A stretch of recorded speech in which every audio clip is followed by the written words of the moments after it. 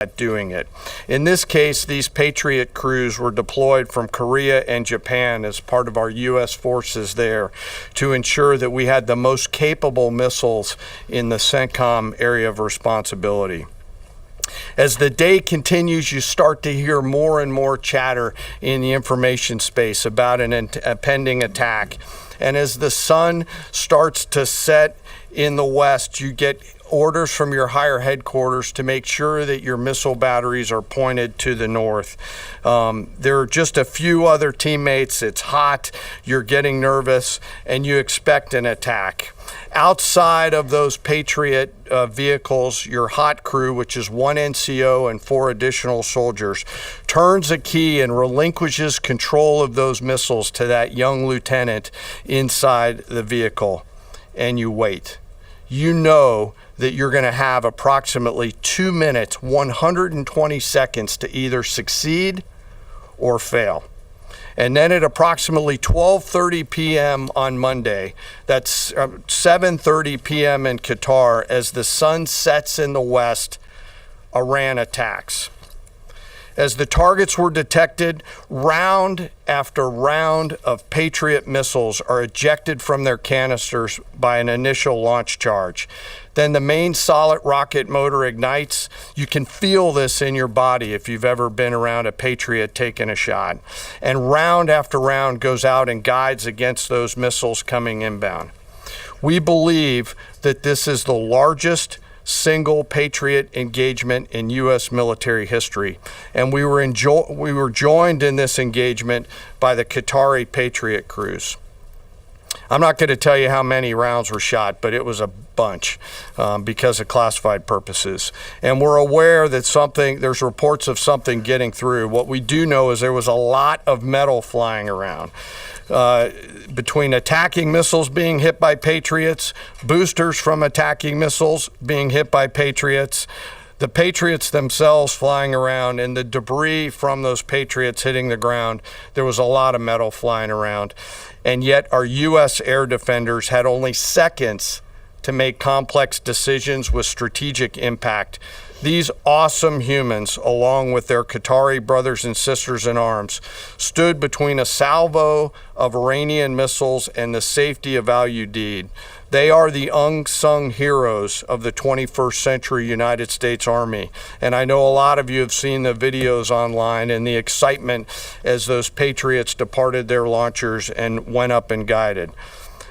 This really demonstrates the combat capability and capacity of our Army air defenders. Simply stated, they absolutely crushed it. If you'd flip this over, thanks. Let me next move to a walkthrough of the GBU-57 massive ordnance penetrator weapon and share a little bit about the planners who did this and their work on the weapon. First, let me set the stage for you. There's an organization in the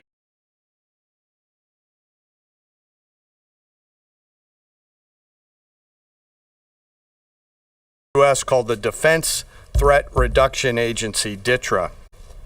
DTRA does a lot of things for our nation, but DTRA is the world's leading expert on deeply buried underground targets. In 2009, a Defense Threat Reduction Agency officer was brought into a vault at an undisclosed location and briefed on something going on in Iran. For security purposes, I'm not going to share his name. He was shown some photos and some highly classified intelligence of what looked like a major construction project in the mountains of Iran. He was tasked to study this facility, work with the intelligence community to understand it, and he was soon joined by an additional teammate. For more than 15 years, this officer and his teammate lived and breathed this single target, Fordo, a critical element of Iran's covert nuclear weapons program. He studied the geology. He watched the Iranians dig it out. He watched the construction, the weather, the discard material, the geology, the construction materials, where the materials came from. He looked at the vent shaft, the exhaust shaft, the electrical systems, the environmental control systems, every nook, every crater, every piece of equipment going in and every piece of equipment going out. They literally dreamed about this target at night when they slept. They thought about it driving back and forth to work, and they knew from the very first days what this was for. You do not build a multi-layered underground bunker complex with centrifuges and other equipment in a mountain for any peaceful purpose. They weren't able to discuss this with their family, their wives, their kids, their friends, but they just kept grinding it out.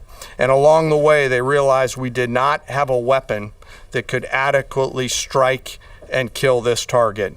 So they began a journey to work with industry and other tacticians to develop the GBU-57.